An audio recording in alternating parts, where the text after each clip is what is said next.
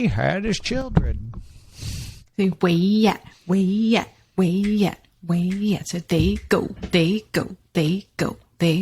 Peanut butter jelly. Now we're going to get taken down with a... Because it was too close to the original. Yeah. DMCA, yeah. Mm-hmm. It's indistinguishable from the actual content. How's my microphone sound? It sounds wonderful. How's mine? Really? Mm-hmm. The SI. I hope Tom is interested. He is. He was. Not anymore. No, the he was supposed to be like the Arrested Development voice. That's why it's in italics. Oh, like narrator? Was. Yeah, like the narrator. But then Tamame's right. It came as well, he was. He's not. There was a funny TikTok I saw the other day of like, it was, the phrase was like, I didn't mean we should kill him. I didn't mean we should kill him. Mm-hmm. And then if you put the stress on every word differently, it changes the whole meaning of the sentence. Like, I didn't mean we should kill him. You did. I didn't mean we should kill him. I didn't mean we should kill him. I didn't mean we should kill him. Else did. I didn't mean we should kill him. I didn't mean we should kill him. I didn't mean we should kill him. See, English is an inflected language. I was laughing That's so great. hard. Yeah. I almost want to do a daily TikTok of like shit I learned on TikTok that day. Oh, that's good. Yeah. I feel like it's very relevant. You could do duets. All right. Yeah. No, I just would just do it plain and then just like no explanation. Of anything else. Then you get into the whole credit. You can't be stealing people's stuff. Oh yeah, so. I would. So you just got a link or something. Yeah. In the link, yeah. Totes my goats. Okay, I think we're in good shape here. Finger guns. Totes my goats. What are you drinking? I'm not drinking anything. I didn't have anything interesting today. I'm gonna pull a San Pellegrino. I haven't pulled. I did get a bunch of Star Trek booze today. I saw your TikTok. So you were looking for like Picard. True story. I was like, "Ooh, can you buy Chateau Picard?" And then I found a place that not only sold that, but all this other cool stuff too. And then I ended up with 6 bottles. Nice. Okay. Anything else we need to go over? I don't think so. This is a pretty straightforward episode. I guess we need to all I can think of is the word freebase. Improvise. Thank the brain. We need to freebase, eh? We need to freebase. Interesting. Some Coke.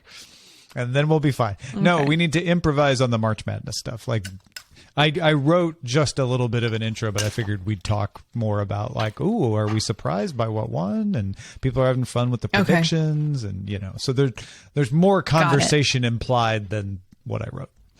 I think I need to freshen up my cocktail here. What are you having? I made. Oh, I see what you're having. Can You hear me? Yeah. Yeah. Have you ever had tepache? No. So this is just one version, but it's a. I believe it's a. I'm not sure if it's Mexican. Mm. Yeah, it's Mexican. I don't know if it was just South American, Central South American. Yeah. Specifically Mexico. It's kind of like fermented. It's fermented pineapple parts, like fermented pineapple rinds and other things. Okay. It's almost. I don't want to say. Oh, that was way too much. Oh, that was way too much. Uh-oh. This is going to be a fun show. What do I do, Shorty? You could get a funnel and put it back in the can. I don't. No, it was the rum. You were it was the rum. Yeah, you can't unmix that. I can't put that back in the bottle. You can throw it out and start over again. I didn't think you would, but I just had to acknowledge the possibility, the option. All right. Shit. That was... You know how you're supposed to do a 2-second pour? That was like a 6-second pour.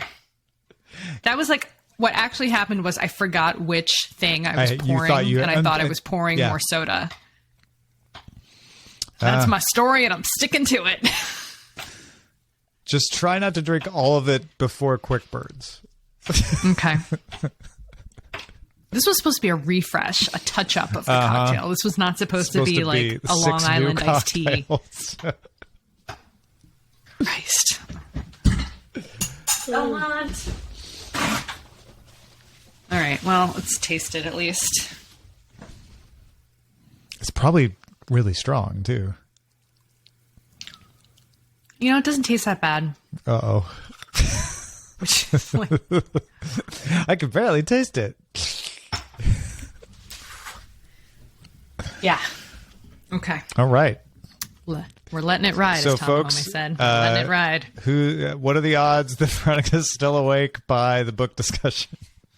Please place your bets. I was going to try to get some work done after this, Place too. your bets the Adobe now. lesson will be fun. I wish I had more light here. Like, it's so dark. More what do I do? light. It's so dark. What should I do? Oh, well, whatever. You could... Well, there's probably nothing you can do right now, but... Nothing I can do right now. Okay. Are you recording, my friend? I am. I've got the backup rolling. All right. And we'll clap for some reason. In 3, 2, 1, clap. Okay. And then I will start talking. In 3, 2. Hey, everyone. Welcome to The Sword and Laser. I'm Veronica Belmont. And I'm Tom Merritt. Sword and Laser is a book club, but it's so much more. We bring you author interviews, news from the world of science fiction and fantasy, and, of course, awesome discussions from fans just like you. And some weeks, we have a great fun segment at the top of the show where we tell you what we're drinking.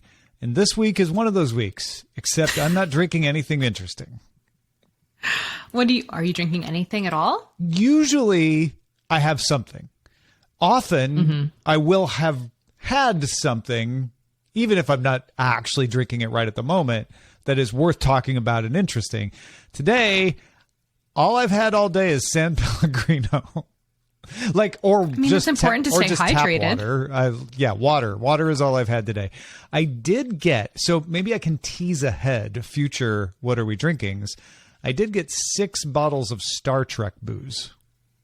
Yeah, so tell me about that. How did that come to be? So, no spoilers for the show Picard, but spoilers for the backstory of Picard. If you've ever watched any Star Trek, if you've never watched any Star Trek, Picard. Do you mean backstory of the person Picard? Yeah, Picard okay. comes from France, and there is his family has a vineyard. It's called Chateau Picard. And so as I am watching this episode of Picard this week, I think, wonder if anybody's selling Chateau Picard. I'd like a bottle of Chateau Picard. So tappity tap, I do a little search. I find StarTrekWines.com. I think it's StarTrekWines.com. Anyway, I find the website for Star Trek Wines. And not only do they sell Chateau Picard, but they sell Cardassian Kanar, Klingon Blood Wine, Andorian Blue, and Federation Reserve, both red and white. Okay. So I bought one of each. So, what are we talking price-wise in credits? It's equivalent to, how many Federation credits? It's like 2 slips of gold press platinum. It was like less than $200. Like it was equivalent to 6 bottles of a wine from a wine club, basically. Like a decent wine club. Yeah. Nice. The Chateau Picard is actually a Bordeaux from a vineyard in France. The rest of them are from a vineyard in Lodi. Oh, okay. Are they blends? One of them is a blend. I believe the Kanar is a blend. The blood wine is a cab. The Federation Red, I can't remember now. The Federation White is a Sauvignon Blanc, and the Andorian Blue is a Chardonnay colored blue. Well, I'm happy for that. And no, there is no Romulan ale because these are just wines. There's no actual, and also Romulan ale is illegal, Ian. I mean, come on, it's a controlled substance. Wait, is Ian in the chat? Oh, he is in the chat. Yeah. Okay, we have a small chat today. I hadn't scrolled down all the way, so I didn't see his Sorry, comments. and We're joined by brandy, Tamahome. no spirits, and Ian. Tamahome. Yeah, just wines. So. And there's one other person who is yet to reveal themselves. We posted, and I learned how to do event postings in Discord. Ah, yes. So I added the I live expressed recording my as interest. You did. He was interested, and I still am, but yeah.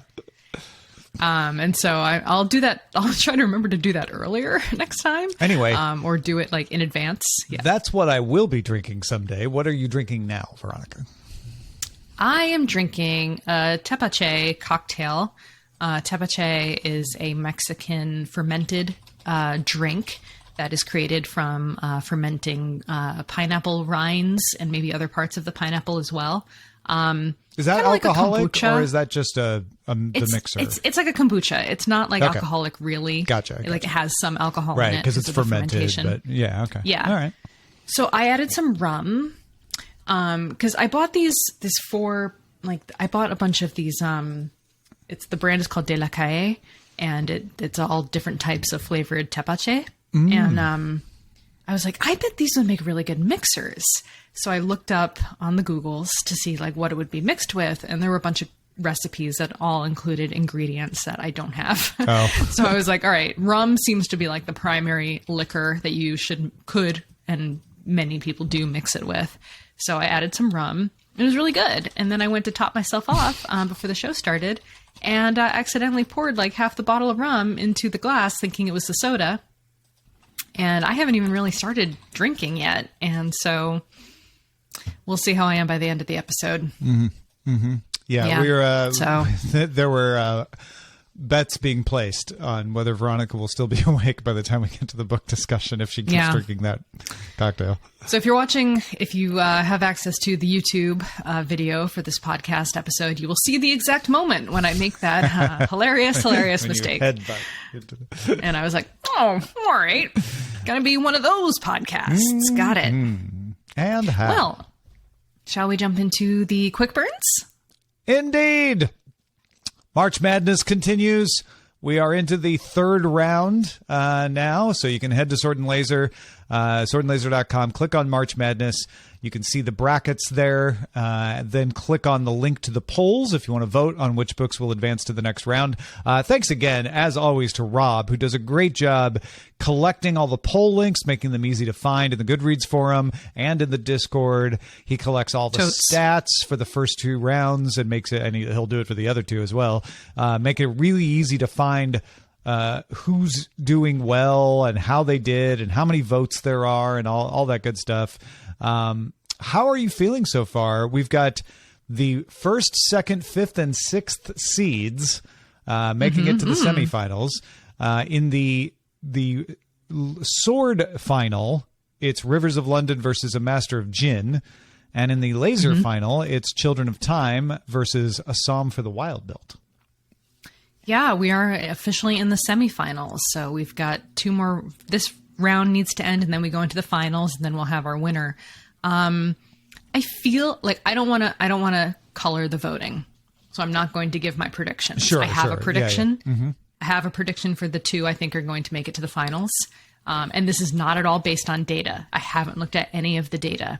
So I have no idea numbers wise how things have been progressing, if there have been like major crushing defeats throughout this process. There was first two rounds. One first round matchup that came down to the wire. I think it ended up being by 3 votes, but like even an hour before the end, it was 1 vote separation. And Veronica and I were readying our powers to break the tie if we needed to, but we didn't. Everything else has been by fairly comfortable margins, I feel like. So Tamahome put their pick in the chat. I do not agree with that pick. I get it, but that is not my pick. So Well, but nobody's now- going to know what but- it is because no one can see it. I was going to say, now you've given away what's not your pick to the people in the chat. No, I haven't because maybe to chat, but there's 5 people in the chat, including don't us. think they'll so talk? I'm not worried about it. I don't think they'll talk. Oh, they'll talk. And if they do, you know what? That's fine. They'll That can be crow like a like a super rooster. secret. Wait, Super do secret roosters crow? squeal I like a guess they little do. piggy. Why do roosters crow? Why do they crow? Yeah, wouldn't crows crow? Holy shit. Right? I mean, crows don't rooster.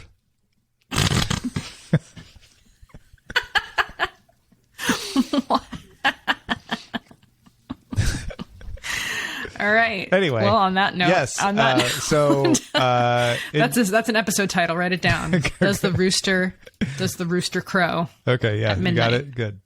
Yeah. Go and vote. Vote in the March Madness. You can't lose because all of these books are good, and so whichever one wins, we will all enjoy reading. And of course, you're free to read any of them. You don't. It's not like you're banned from reading them if they don't win the tournament. This is all just for fun.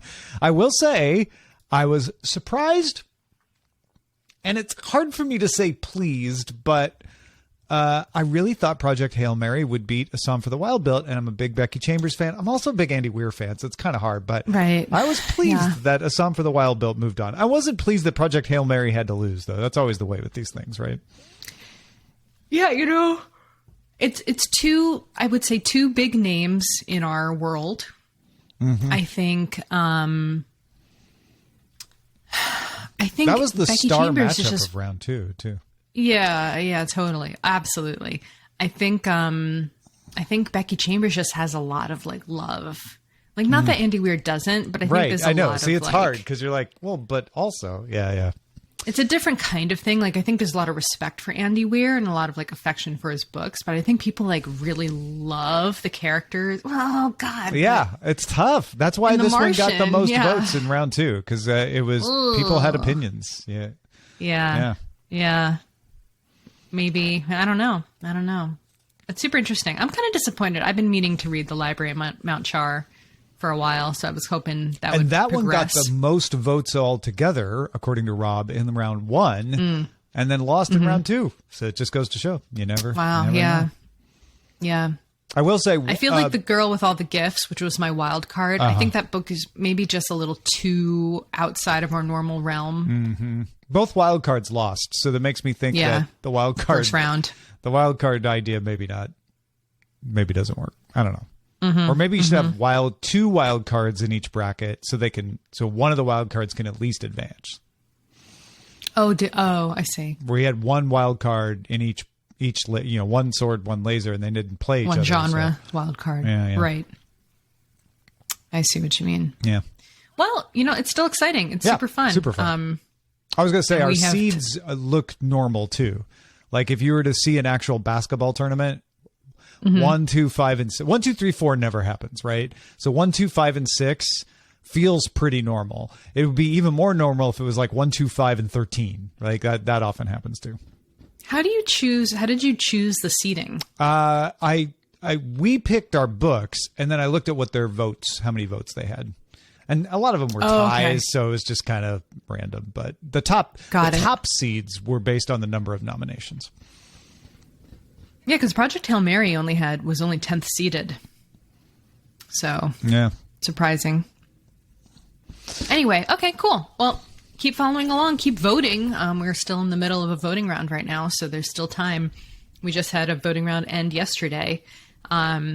So yeah, a little bit more time. It's moving fast as it always does. Indeed. I know the service that powers our brackets is called Challonge, like CHALLONGE. But every time I see it in the rundown, I think you just had a Tom Merritt moment And misspelled it. Yeah. and just spelled it weird, and it makes me laugh every Another one of time. those Tom typos. Oh, wait. No, that's actually right that time. That's actually a noun. Cool. Well, moving on to other bits of news from Jan. Viator.com, the 2021 Nebula Awards finalists have been announced. Ooh! In the novel category, the finalists are March Madness Contender, A Master of Gin by P. Djeli Clark, The Unbroken by C. L. Clark, Machine Hood by S. B. Divya, A Desolation Called Peace by Arcady Martin, and Plague Birds by Jason Sanford. And the novella category includes a nomination for March Madness participant, A Psalm for the Wild Build by Becky Chambers. That's Winningly. great. And I can't wait to go hang out at the Nebula Awards in wait a minute. Jan also wait. pointed out that Locus Magazine reported that the Science Fiction and Fantasy Writers of America announced the 2022 Nebula Awards will be entirely virtual.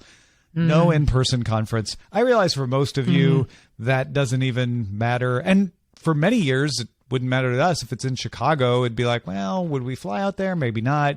But the science fiction writers had hoped to hold a hybrid conference with, some people attending online, but some people in person in Los Angeles, which meant I could have gone because that's where I am, Los Angeles. Yeah. But Would you have gone? I probably would have. I feel I mean, you like were I would literally have. going to massive K-pop concerts. Yeah. So I feel like this is in your wheelhouse. But in the of end, comfort. they decided to postpone the in-person component until next year, just to be extra safe. That means the Nebula Awards will be held entirely online for the third year in a row now. Yeah, we are entering year 3 of this thing. I know. I remember in 2020 thinking like, okay, it was a little nerve-wracking to go in person last time. And I think it was going to be in Chicago, so I wasn't going to be there anyway. Or maybe it was going to be in Los Angeles, but I was let off the hook. I didn't even have to worry about that. So, and now 3 years later, I'm like, I want to go because I can't. As soon as I can go, I'll be nervous again. I know. I had my first day at the office today with no mask since the pandemic started. Oh, wow. How'd that feel? It was not that weird, actually. Yeah.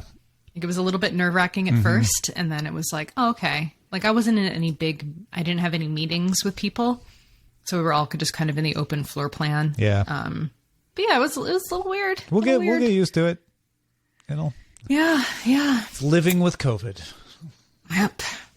Indeed. All right. So the next one is from Mark, who says the 2022 Audie Awards were handed out, and those are Audiobook of the Year. And 2022 SNL March Madness number 10 seed, Project Hail Mary by Andy Weir. Congratulations. And for fantasy, Rhythm of War by Brandon Sanderson. Number 13, Sword Seed, The Jasmine Throne by Tasha Suri was a fantasy nominee as well. And yeah, so congratulations to Mr. Andy Weir for taking that home for Audiobook of the Year. Yeah.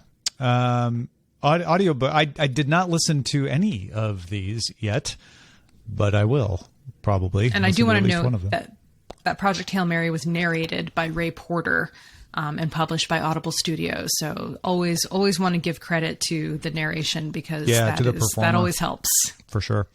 Brandon Sanderson's Kickstarter campaign started off as a fun thing. We had a lot of people posting about the YouTube video he put up where he apologized for writing a whole new novel.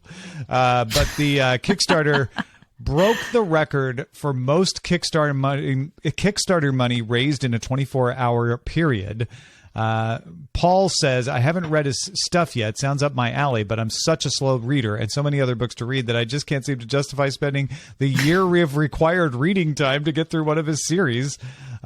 This was also sent to us on Twitter by Drake. Thank you for that as well, Drake. Brandon Sanderson we knew that y'all love Brandon Sanderson, but it's now you got a dollar amount you can put on it. It's a lot. Yeah. It's we're very happy for Brandon. Oh, absolutely. So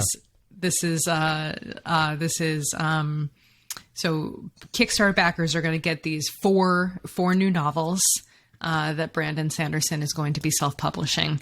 And yeah, it's up there now. It's way above 15 million at this point. Crazy.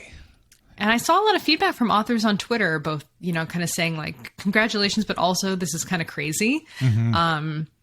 And yeah, that's like good for him. So how does this work? It's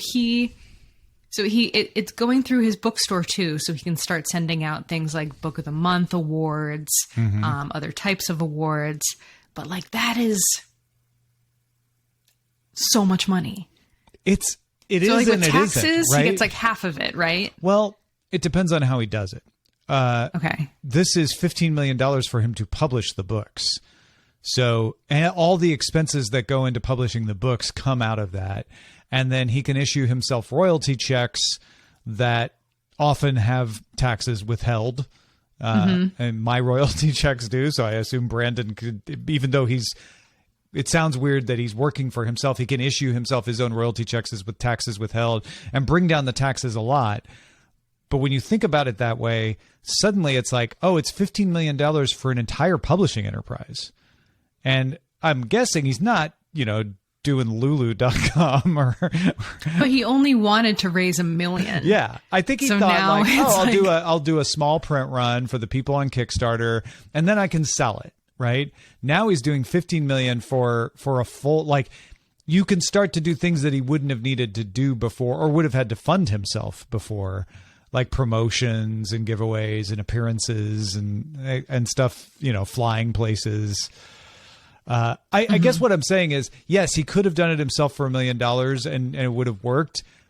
Now he's in the realm of what a publisher might spend on a Brandon Sanderson book.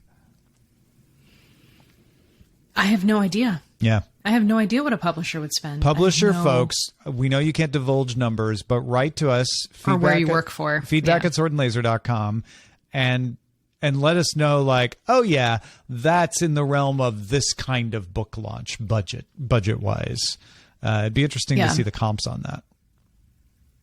And we have, and Paul, if you want to read Elantris, that was the Brandon Sanderson book that we read for Sword and Laser way back when. I would say that's a healthy length, not too crazy long, not one of his longer ones, and feels pretty standalone. So I think you'd be okay. If I remember correctly, that was pretty standalone. So that might be a good place to start. Yeah. All right. Am I on the next one or is that you? Well, it's you. I read the Brandon Sanderson. All right. All right. Joanna says the shortlist for British Science Fiction Association Awards have been announced. There is a Peter F. Hamilton book in there, but the short one. Also, Washington Stream Multilingual Academy in Pasadena has been renamed the Octavia E. Butler Magnet. Butler was an alumna of WSMA and then called Washington Middle School, 3 years ago, the WSMA named its library in honor of Butler. So now the whole school gets to be renamed. Super cool. Yeah, that's very cool. Congratulations. Thank you for that, Joanna. I'll have to go drive over there and take a picture. That's super cool. Yeah. All right. Thank you to everyone who sent in quick burns. You can do so over on the Discord channel or over on Goodreads in our quick burns thread. Now it is time for Bear Your Sword, which is our feedback from the audience. And this post was a little confusing, but I wanted to read it anyway because I think it's going to start some interesting conversations. So Adam said that after 4 years, he has finally finished The Great American Read, and he's finishing also the backlog of Sword and Laser picks, including alts as listed by the wiki. Dang. Damn. So you're reading more than either of us have. Yeah, serious. Yeah, literally, because I haven't even read all the Sword and Laser picks. I haven't read all the alts for sure, yeah. So he poses the question, which authors, alt picks don't count, that Sword and Laser has not read, are we most excited to have a shot at reading in the future? And so he listed, so this is where I got hold a on, little confused. the alt picks threw me off. Which authors that we haven't read are we most excited to read in the future? About potentially someday reading. Okay. Yeah, I'm in. And so his number one was Hitchhiker's Guide to the Galaxy, because 2021 was the 42nd anniversary. That's legit. Yeah, totally. You haven't read Hitchhiker's Guide? No. I don't know.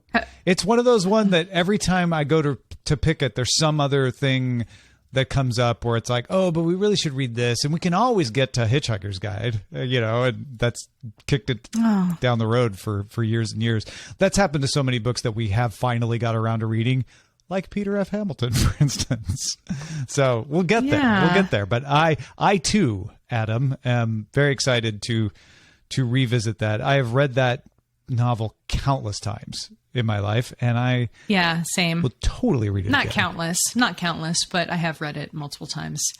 The next one that he mentioned was Jane Yolen, Dragon's Blood. We did read, I know he said not counting alt picks, or Jane Yolen Finding Baba Yaga was an alternate pick in 2020.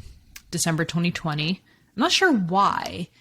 We read the pick for that. Oh, this is you. I was gone for this. This is when I was giving birth to a human baby. It was the month you read Parable of the Sower, Octavia E. Butler. I think and it the was alt pick because was Jane Yolen. Bria mentioned Finding Baba Yaga, and people were excited about reading it, and she Got had it. almost picked it. My memory may be foggy, but I think it was something like that. The second one he mentions is Gail Carriger, who I know we have not read, though we have read for Vaginal Fantasy. We've now not read defunct- Gail Carriger We have not read Gail as a Carriger. pick? Yeah, as a pick. Really? Or as an alt, as far as I know. What yeah. is wrong with us? I feel like that. Wait. Hold. Oh, no. Soulless was an alt pick in 2018. Okay, at least as an alt pick. Good. Because I'm like, okay. N.K. Jemisin was a main pick it was and an alt pick. It was both. Yeah. The next Yeah. one, I was like, hold on a minute. Adam Yeah. Christopher, we read. I think that might have been an alt. It was an alt. Empire State was an alt. Was an alt? Yeah. Really? It was an alt for Rule 34. I've read a lot more alt picks than I realized because I totally Yeah. remember reading that. And then Haruki Murakami. So the big one there that we would have probably read was 1Q84. We did but read we that. never. As a main? Was it an alt? That was a long alt. It was an That alt. It was an alt. Was It it? was an alt, ironically, for Elantris by Brandon Sanderson. No. How kidding. how was that an alt? Because we Of talked anything. about it on the show, too. We don't always talk But about how the could alts. you read? How could you possibly read both of those books? And you read it, too. As I Tamahome remember you notes, having an I did read it. opinion. I listened to the audiobook. It was like 50 hours Yeah. long. I still picture myself running in the hills in San Rafael Mm-hmm. with Sawyer the dog, listening to that book. Tamahome says 1Q84 is longer than Pandora's Star. Wow. And I will say, I have also distinct memories of place for 1Q84. That was when I was doing Game On. And so I would listen to it while I was driving up to Petaluma to shoot Game On up at the Twit Studios. Joe Abercrombie was an alt pick? I love how mad this makes us. Because I read the entire series. I'm so Yeah, mad The at Blade us itself for was not a- making these authors main picks. They all deserve it. We didn't know. It was only 2010. We didn't know. The Blade itself was an alt pick to World War Z. Oh, wow.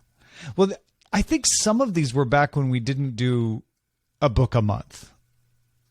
Possibly. You're wrong. No, we were well into a book a month For by that all of point. these? I know for 1Q84 we were, which is still stunning to me. No, these are all monthly picks. They are? March. We didn't have. Did we not have a pick for April 2010? I don't understand. Maybe there's no April 2010 here. Well, because maybe that was the last non-monthly. Because we didn't start. Oh, you're right. Yeah. You might be right, actually. We didn't start 'cause Geek and it goes- Sundry until 2011, I want to say. All right, because it goes. This is so interesting. It goes October 2009, then all the way to January 2010, I know, we took forever. then March. So we skip January. We skip We February. were close we to skip monthly until April. Felicia made us go monthly. I'm trying to find when we April, June, July. Jeez. We had Anyway, two- this is not that June, interesting. I'm sorry. This is super not interesting to anyone else. I think the rum is starting to kick in. I'm just getting sucked into my brain. All right. But I would say Douglas Adams a great one to say, and Jane Yolen even, both great ones to say we should pick as main picks. And K. Jemisin was a main pick. Carriger, Christopher, Murakami, and Abercrombie, I almost want to just retroactively make them main picks, even though they were alt picks, because they feel like they're in the pantheon of authors for me. So I'm curious what other, because I think this thread devolved into talking about what was alt and what wasn't, and the fact that we read Jemisin. So I would say that I would like to see more suggestions of things that were never alt or more main Totally. authors. Totally. Yeah, because that's super helpful. Yeah, Phil was like, I have a bunch of picks, but they're all old white men. And I was like, I'm still curious what they are. Sure, you know, sure. like just because that's what he knows, he said. Yeah. Well, and also no judgment there. The history of science fiction publishing is filled with Very heavily old white men. Yes. and they weren't always old, but they were always They white. weren't always old. Definitely white men, though. Yeah. I mean, I guess they got tan if they went to Florida. I don't know. Yeah, you know, with all their money, just like making it rain with all this sci-fi. Authors never get that rich, though. I'm joking. It's a joke. It's a joke. So let's move on to some tweets. Yeah. TT Lynch says, great for sci-fi for kids, per what you were saying on Sword and Laser. The Aliens Are Coming by Colin McNaughton is so wonderful. My kid's at 15 and I still quote this book and think of it fondly. The link that they posted seems like the book was out of print or not available through that link. So I'm going to search around and see if I can find other versions of it. But yeah, please keep the suggestions coming for great like board books or kids books that you would recommend for getting kids into sci-fi fantasy. I'm going to look up bookshop.org just quickly to see if it's available there. And we'll put a bookshop.org. Perfect. If it is, but it does not look like it. So moving on, we have so this is funny. We have a tweet from Beth Mitchum, which is a review of The Empress of Salt and Fortune by Niveau. The story is about a story collector hearing a story. So it's about who writes history and why they choose that way to tell the story and how the pieces come together. Hashtag Hugo's 2021, hashtag novella. So what this means, and what I've never realized and should have realized ages ago, is that Beth is writing her reviews not just for us. Dun dun dun. And that's a very Sword and Laser centric perspective to have. I understand, but it never even occurred to me to go look at her Twitter stream just to see if she was writing other book reviews. And the reason I know this is because she posted a reread review for Sword and Laser, which tagged us. And she says, this time I watched the storyteller watching the collector to see what was understood, not only the what, but the why. And I liked how the collector was willing to admit when they didn't understand it all. Also, there was a cool bird. So I clicked on that and I was like, oh, it's so funny that she didn't write the title of the book, because normally she always writes the title of the book. And I noticed it was part of a thread. And I was like, oh my God, she read it back in October. She's even more talented than we thought. I know. So now I'm going to have to go back on her Twitter account and read all her other book reviews, her non-spoilery book reviews. I'm very excited. And then Drake Tunston said, I listened to the How I Built Goodreads interview on NPR earlier. Very interesting. I like the conclusion that the site came out better because it was more of a passion project. Yeah. I mentioned that podcast in the last episode. And I found that interesting too, because I feel like a lot of times people say not to make your passion your work because it takes the fun out of it. And I feel like that didn't happen for them. I feel like they continued to have fun with it, even up after the Amazon purchase and after everything that happened. They, Otis was still like working like as a developer, like being very hands-on with the product, like up until when he decided to step away. So that was cool. A different perspective on that. Yeah. The idea that you shouldn't make your passion your work, I think, is oversimplifying.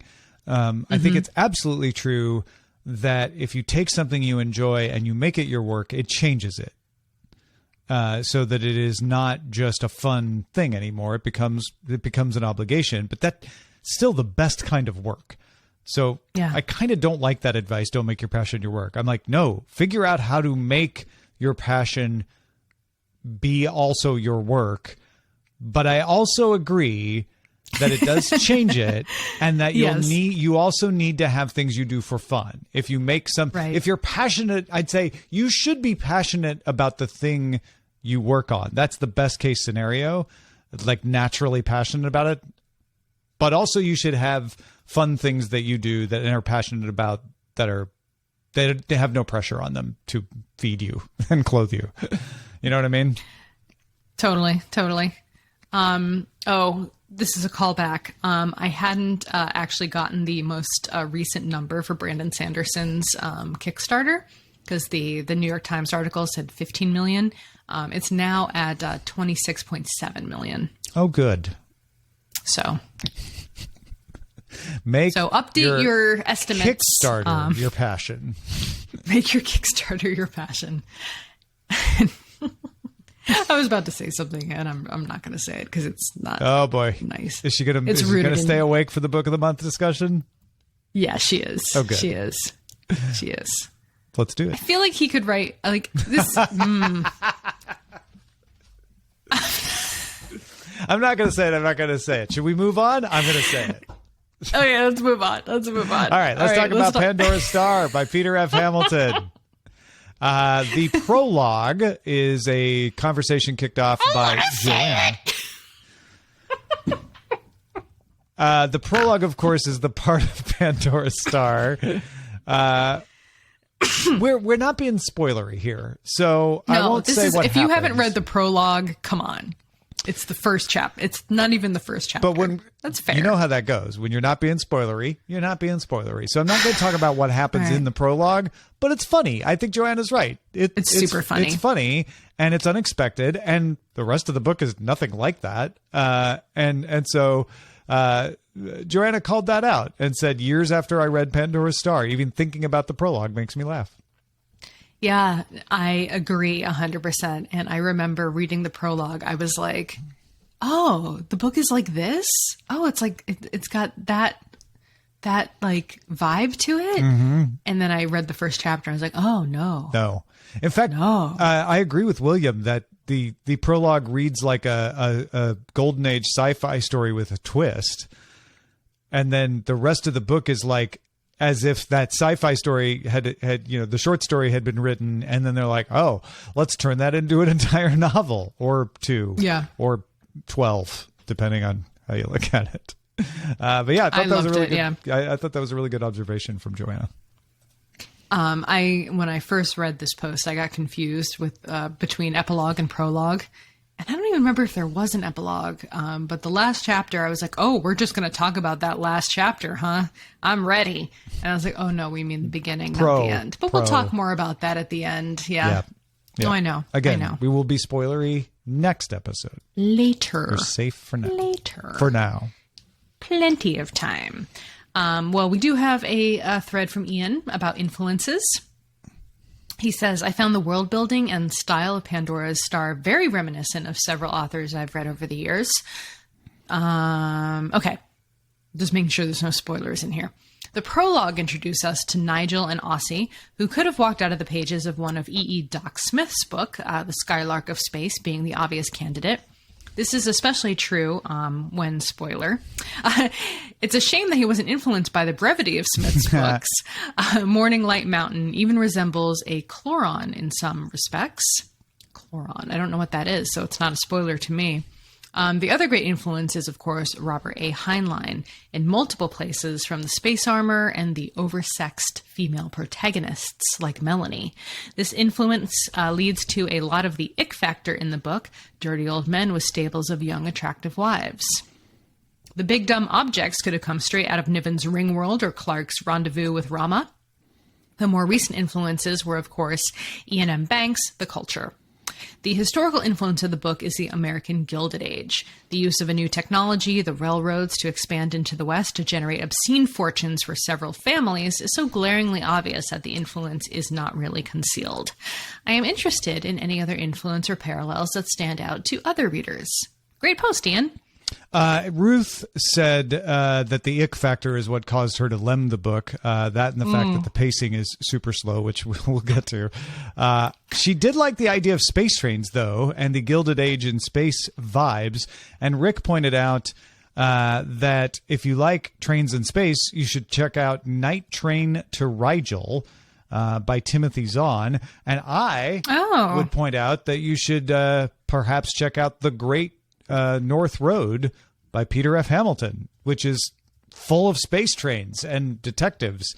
I don't remember the ick factor in that one that people are talking about. And the ick factor is regarding like it's really not to me. I don't know what you think, Veronica. It's really not to me the fact that he's got characters like Melanie. It's the fact that there aren't other characters, right? It's fine to have a character like Melanie if you have a Well, they range do. I mean, of Paula Mayo isn't at all like that. Sure. It's the breadth of the characters is not as wide as some people would prefer, I think. Yeah. I don't know if I agree with that. I think there okay. is. I think there's a. I feel like I'm going to get myself in trouble. I feel like this society, because of being able to relife and to be able to have like such long ongoing lives, different relationships, I think sexuality and monogamy and, you know, physicality, in terms of sex. Objectification. Yeah, I think it all means a little bit different things now, especially when you don't have to keep the body you have. You don't have to like always be the same looking, you know, like once you age out, you can just go and get a rejuve and like, you know, look young again. And so I think I think sexuality is a little bit of a looser concept and maybe more of a, what's the word I'm trying to think of? Commodity in this society. I was thinking along the same lines, but what I stumbled on was, and so where are the people with the kinks? Where are the people that are not gender normal? Where are simply, you know, gay and bisexual characters? No, there are. I mean, there are that. I mean, there's a few. There's definitely gay and bisexual, and there's a couple lesbian relationships, and so that does happen. It could be more prevalent. I think it would be more modern to have it be more prevalent. And it may be Hamilton just being careful not to write something that he's inexperienced with, but those relationships do seem like they get less attention. Yeah. There was, Justine's, I'm looking, Tamahome mentioned Paula Mayo as well. I didn't see those comments. And Justine's a little more fluid. There's I don't think it's the president of the Commonwealth, her main like person, her secondhand woman has a lesbian relationship. So yeah, I don't know. It's just like it comes up. I definitely would say there's more women dating women than men dating men that I've noticed in this book, which tends to be like a pretty heteronormative perspective. I don't think there's any trans characters either. No, not that I've come across. And again, I'm not saying there have to be, but if you're if you're looking at the palette of characters, it's like, okay, you went with these tropes. Throw me a couple other tropes to mix it up. If you're a modern writer, which he is, writing about a future Earth, which he is, future human civilization now in the cosmos. Tamahome, are you spoiling me? Whatever. Thanks. Chat spoilers. What was I saying? Okay. If you're a modern writer writing about a future Earth and knowing the trajectory of human sexuality and comfort levels and expression, like you would think that into your storyline to be at least truthful to how history is unfolding. All that said, which is there are many more genders and many more ways of experience of like expressing your sexuality. All that said, I think that is a minor problem with the book. I don't think this book is not focused on that. This book is focused on world building and concepts. And is that not world building though? Well, it is. You're right, but I'm thinking world, not culture. Right. In other words, like world building in the sense of alien cultures, and it's just focused elsewhere. And so with every book and every writer, there's a portion that you can point to and go like, well, if they hadn't been focused over there, they could have done that better. And, you know, well, totally. Yeah. And I'm not shit talking Peter F. Hamilton here. Like, No, of course, I me totally either. understand. We were on the conversation of like, are women overly objectified? Is there like a super ick factor? I get it. I see like the time, like why people would say that. It hasn't bothered me overly. And in fact, for better or for worse, because it feels very noir, I think I have some level of acceptance for what that particular genre tends to bring, which is a little hypersexualization of the female form. Let's talk about Anne's post, the book's pacing. Is it slow for you too? I'm only 10% in, and mind you, it is a long book, but it also seems exceptionally slow for me. I can't tell if it bothers me and maybe it will pick up, but up to now, it's been a long introduction and world building, and I struggle through each chapter waiting for something to actually come together and connect the storylines so that the real story, if there is one, can finally start. Did anyone else have problems getting into the book? And for those who are farther along, does it pick up speed? I would say yes. I think there's just so much crammed into this story. See, that's funny because I didn't feel like the pacing was slow. I felt there was just like a lot of book. And so it takes a long time to get like into the story. Yeah. I didn't feel like the pacing was slow. I felt just like there were a lot of threads happening at once. This burger's not fatty. It's just a 1 pound burger. It's just the biggest burger you've It's ever the tried to cram into your Yeah, stupid face in your life. That's kind of how I felt. Although I did, for reasons we'll talk about in spoiler time next time, Spoiler Town. start reading Judas Unchained. Me too. And I feel like that one starts slow as well. And I've gotten to points Really? there. I've gotten to points there where I'm like, oh, please, come on, just get me to the next revelation. I've been waiting for 1.5 books now. Like, let's go. Huh. And I don't know. I totally if it's disagree. I don't know if it's actually, well, you can't disagree that I feel like the pace is slow. You can say Well, I that can disagree. You could say you don't feel the pace is slow. I don't That's- feel yeah. that way. Right. Yeah. No, I get it. I get you. You're wrong. But I wonder if I'm just impatient because of how long it took to get there. Because when I start to think about it, I realize like, well, no, like this has happened and this has happened. Like things are happening. It's just it's a big thick burger that I'm still eating. And it's not a bad burger, but my jaws are starting to get tired. Starting to get tired, a little tired, yeah. Yeah. I had withdrawals coming out of the book, and I had to immediately start the next book because of reasons. Yeah. And that involve rage.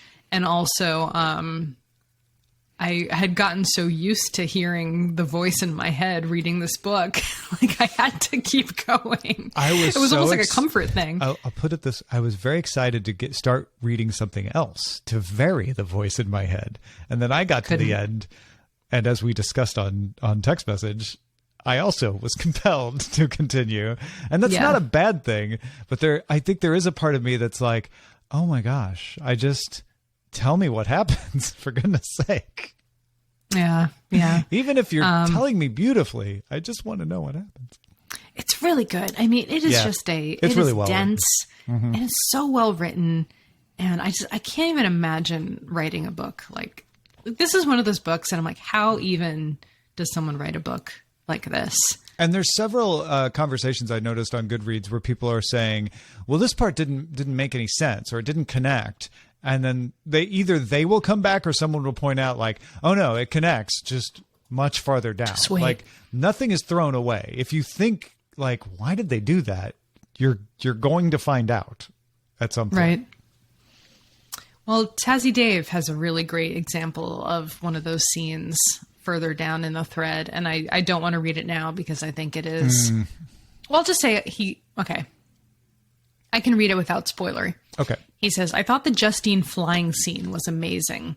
And that whole scene does become important for several storylines further along in both books. Yeah. Things that's a that good seem thing. unimportant and people who seem like background characters will often become more important to the story later. Absolutely true. He says, I had no problem with the pacing. I enjoyed the multiple POV chapters and the world building. It does all come together. Many characters and storylines will meet and overlap. I know many of you won't get there, but the second half of Judas Unchained is a put your seatbelt on and hang on for the ride action thriller. I cannot wait to get I'm there. in. Cannot wait to get I'm there. in. Yeah. I am not there It's at Judas happening. Unchained yet. It is super interesting how some characters come back. Like Melanie's entire storyline. Like she just like total background character who has become pivotal, at least at the end of the first book and into the second book. So I can't say anything more. I was like, I'll I have to think I text can you. say no. I can't say that. no. But yeah, it is. It's a very, very big and very good story. Yeah, I'm enjoying it, clearly, because I'm still reading it. Hopefully all of you out there are as well. I know some of you have lemmed, but I understand why, but I hope most of you stick with it because it is very loved entertaining. Ruth's attitude on this. She was like, I lemmed it, but hey, at least I tried. And it's like, yes, Yeah. that's all we ever ask is like, we're trying to expand everybody's horizons. So try and don't feel bad if you have to stop. If you're like, nah, not for me. Like, because there's so many good books out there. You should not waste your time if you're not having a good time. I 100% believe in that. Absolutely. Well, speaking of good times, our good time has come to an end for this episode. Thank you so much to everybody who is listening and who is joining us live. I'll be better about posting the live recordings over on Discord so people can join if they feel like they'd like to see how the sausage gets made. And thank you so much to all of our patrons, to all of our patrons out there. Patrons, All of you patrons, obey Morning Light Mountain. Thank you so much to all the folks who back our show, including my Aunt Linda, who donates $20 a month and for years has not understood what it is she's paying for and can't figure out how to turn off the payment. So no. I'm going to have to figure out how to do that for her. We could refund her. If you want to help willfully donate to our show, Please. head over to patreon.com/swordandlaser. Yeah, you can also support the show by buying books through our links. Find links to the books we talk about and some of our favorites at swordandlaser.com/picks. Send us an email, feedback@swordandlaser.com. Our website is swordandlaser.com, and we are on Instagram and Twitter @swordandlaser. And as Tamahome says, maybe we should start a Kickstarter. No, I think we're good on that front. Unless you guys got 15 million and some change to spare, I'll take your money. I will, and I will run away and I will move to Bali and you will never hear from me ever again. So donate to our Patreon. Just kidding. Love you guys. See you later. Bye. Bye. You can't add a tangent at the very end where my next line is bye. I think it worked nicely. Yeah, Okay. no, it's fine. So our episode title is Does the Crow Rooster? That's amazing. And now it is time to do the album art. So let me get logged in. And I'm pretty buzzed. I am. Really? Are you, is that a sarcastic, really? Is I it? felt sarcastic. Is it? Is it? I don't know. Is it? I said, so I had to call. We needed backup care for our nanny because she's on vacation. And my work does a backup care plan. So you can work with this company to hire nannies or something temporarily. And so I was calling because we had a problem with the system. And I tried to... Sorry, I'm trying to log in to Okta. Hold on. And so I called them and someone was helping me and they were really nice. And at the end, I was like, it was late at night and I was stunned that there was a customer support person online at that time. So I was like, thank you so much. And after I said it, I was like, that sounded really sarcastic. Thank you so much. Thank you so much. And Yeah, she was for like, nothing. oh, you're welcome. And I was like, ooh. That sounds bad. I think I told this to Molly and Rich. Did I tell you about my support call for replacing my TransLink card with a Clipper card? No. Why do you need a TransLink card? You don't live here anymore. Whoa, infinity. Because I have a balance on it. Oh, okay. Got it. And I use it when I come to San Francisco. I use it because I'll often take the BART from the airport. Yeah. So I've used it before. I just don't use it a lot because I haven't traveled in 3 years. Right. But they sent me a thing saying you can't use your TransLink card anymore. We're retiring the TransLink card. Yes, I got that too. Yeah. But we will send you a Clipper card. Just call this number. So I called the number, and the person was really stoned. How do you know? I mean, they might not have been.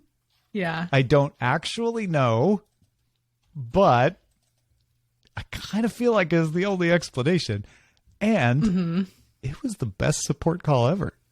Well, tell me, like, how did you think? Well, I like this crow. Oh, this is a good crow too. I need like a crow. Do you have a feast with of its crows mouth to open. choose from? There's a lot of good crows here, let me tell you. So we are in Creative Cloud Express. This is the product that I work on, and we are using the specific integration that I built. Oh, Well, nice. I didn't build anything, but I built this whole That panel you over here on managed the left. the build. Yeah. I manage the build of. I product the manage. I manage the product. And I am looking for. That's a good looking crow, eh? Oh, I right. don't have it in front. Oh, yeah. Nice crow. Okay. So the title is Does the Crow Rooster?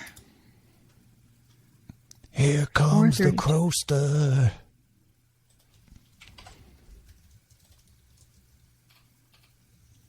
Well, it's not the rooster doesn't. What does the rooster do? Wait, okay. So okay. Are we saying this right? The rooster crows, right? A rooster crows, so does a crow rooster. I get it. Okay. Got it. That was the conversation anyway. That was the joke. Yeah. Okay. Which I really hadn't thought about until right at that moment. That was pretty incredible, I have to say. Okay, so what's a good font for this? Tell me when you're ready for me to resume my stoned customer support. Oh, I'm story. sorry. Please go. Yeah. No, do I it. didn't want to interrupt. No, 'cause you're I know good. So I call the number and I get, hello. And I'm like, hey. And she's like, hey. She? What can I? Yeah. And I'm like, what can I do for you? I'm like, oh, well, I was calling because I have a TransLink card and I want to get it swapped out for a Clipper card. She's like, cool. I love doing those. I'm like, great. So what do I need to do? She's like, oh, well, and she's like, give me this information. And I give it to her. And she's like, okay. So you've got like, $11. Where do you want me to send it? Like, and I'm not over exaggerating. Like, Yeah. my wording may not be perfect, but it was like just there wasn't the usual like, okay, I'd love to help you with this now. I just need to know your address. It was like, where do you want me to send it? I'm like, oh, Yeah, here's my address. She's like, great. So you can hang on the line with me while I do this, if you want, or you can just go. It's up to you.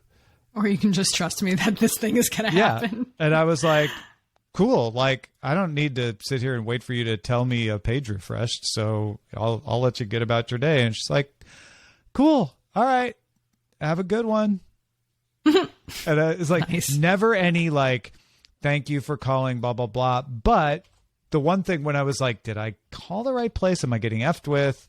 I never gave her any of my information except my Clipper card number or my TransLink card number. And she was able to go, okay, so you're Tom Merritt, you have this much money on it. And this is, is this the right address to send it to?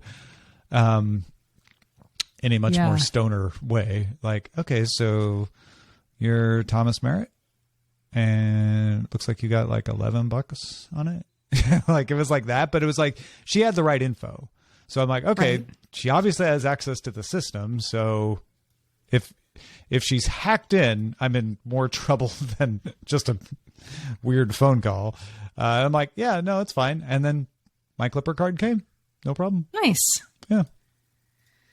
All right, so I need some help from the chat room, and especially Xanar, because Xanar is a designer. So I'm just trying to figure out like what, if any of these filters look good, or if kind of like that, but I don't would change the text color.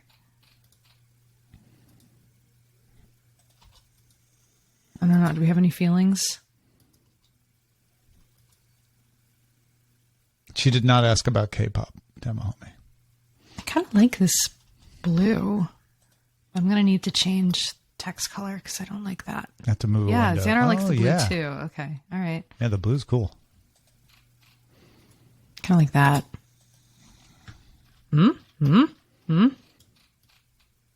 What does the crow say? Xanar, for those of you who don't know, actually designed our logos.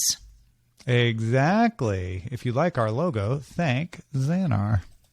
That's right. All right, I think I'm happy with that. Should I put a little rooster icon? Or is Well- that too much? I think it might be too much because originally I was thinking like, oh, you should have like the rooster in a word bubble coming out of its mouth, but that looks so good right now. Like, I feel like that wouldn't. Yeah, I don't think it needs improve any it. more. Yeah, Okay. All right. All right, we are done. you're done. We are done doing designs. I'm still cranking out show notes here. It's all good. I Xanar's want happy. I'm happy. Automatic show notes. Why can't show notes make itself? All you have to do is copy the Google Doc. No, I have to. Right? No, because Squarespace makes you do all the links in their funky way. It doesn't. It Yeah. turns the links into links, but you don't want just links in there. You want to link the words, right? So you That's have to go true. in and highlight the word and then cut and paste to link the word. Yeah, it's pretty annoying. Then you have to spell everything right. Oh, don't even get me started. Spelling things right. You have to use commas appropriately too, apparently. Oh, God. Tom does not love an Oxford comma. Don't give a Just airing out your dirty commas. All right, I I've think read that's a those show. English dramas too. English dramas, Oxford commas. It's a Vampire Weekend song. How does it go? Don't give a fuck about an Oxford comma. I've read those English dramas too. That one. Okay. That's the one. All right, friends. Thanks for listening. Thanks for listening live. Thanks for watching the YouTube show. And we will see you next time. Bye, Tom. I'm not hanging up on you. Okay. Just everybody else. Bye, See ya. everybody. I don't know who's left on here, but I think it's Tamahome and